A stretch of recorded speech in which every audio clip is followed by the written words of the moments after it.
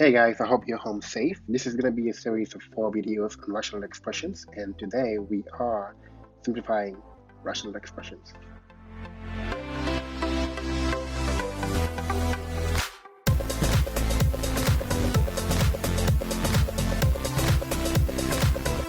Hey guys, and welcome back. If you haven't done so already, go ahead and subscribe to my channel so you don't miss any future videos. In this video, we're going to be talking about rational expressions and how to simplify them. As a reminder, a rational expression is defined as a quotient of two polynomials, but unlike polynomials, they do not exist everywhere. What I mean by that is, remember that an algebraic expression is made out of numbers and variables, and those variables are just letters that are sitting in for numbers, and a polynomial can be evaluated for any number you put in for the variable. But that's not true for rational expressions because they have denominators. And we all know we can't divide by zero, at the risk of causing the universe to implode upon itself, ending all life, and that would be worse than Thanos snapping his fingers. And so the domain for a rational expression would be all numbers that do not make the denominator zero. Let's look at a few examples. The first example is going to be 7 divided by x minus 3.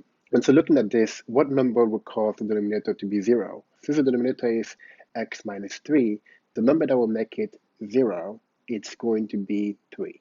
And so the domain for this particular rational expression will be all numbers except 3. The second example is going to be x plus 1 divided by x squared minus 25. Now, looking at the denominator again, if you remember, this denominator is a quadratic, and so you can rewrite it as x minus 5 multiplied by x plus 5. And so what numbers can make this denominator 0? This denominator can be 0 if either of those factors are 0. So you would not want x to be 5 nor negative 5. So the domain for this particular rational expression will be all numbers except plus or minus 5. Third example, x squared divided by x squared plus 1. Now looking at this, what you want is x squared plus 1 to be not equal to 0. And so that means that you want x squared not to be equal to negative 1. And so looking at this is always going to be true because x squared is always going to be positive. And so there's no chance for the denominator here to be 0. So the domain for this particular rational expression will be all real numbers. All right, how do you actually go ahead and simplify a rational expression? You can do that in 2 steps. The first step is to factor the numerator and denominator completely, then divide out any common factor you found. So let's look at an example here. The first example will be 3x minus 9 divided by x squared minus 6x plus 9. Now looking at the numerator here, you should notice that the numbers in those terms have 3 as a common factor. And so you can pull out the 3 from those terms and rewrite this expression as 3 parenthesis x minus 3. And so the denominator here, for the denominator, you are looking for 2 numbers that are going to be adding to negative 6 and multiplying to 9. And the 2 numbers here are going to be negative 3 and negative 3.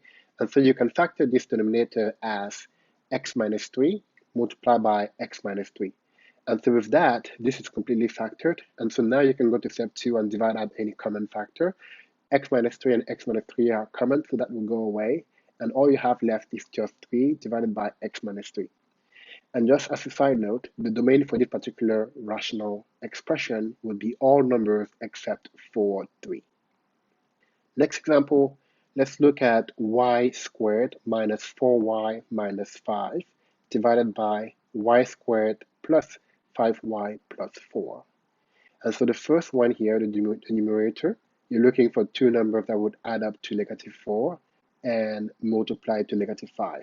And that's going to be 1 and negative 5. And so this could be written as y plus 1 multiplied by y minus 5. And for the denominator, looking for 2 numbers that add up to 5 and multiply to 4, that's going to be 1 and 4. And so you're going to have here y plus 1 multiplied by y plus 4. And so simplifying the y plus 1 on both numerator and denominator, you're going to have left y minus 5 divided by y plus 4.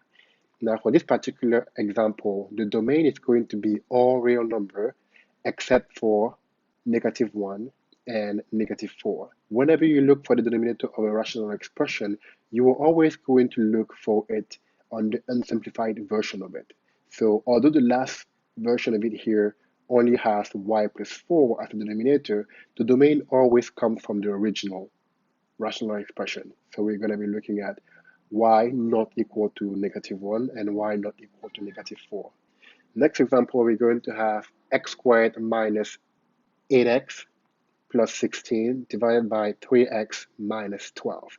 The numerator here, we're looking for two numbers that will add up to -8 and multiply to 16. Those are going to be -4 and -4. And on the bottom, we realize that 3 is a common factor to all those terms, to the two terms that are there. And so we're going to have 3 multiplied by x minus 4.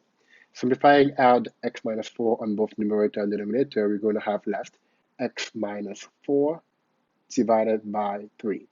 And if you look at this, this is actually a polynomial in disguise, right? Because the denominator here do not have any x in it. Oh, and so the domain for this particular rational expression is going to be x not equal to 4. So although it's a polynomial at the end, it still has a domain because it was originally a rational expression.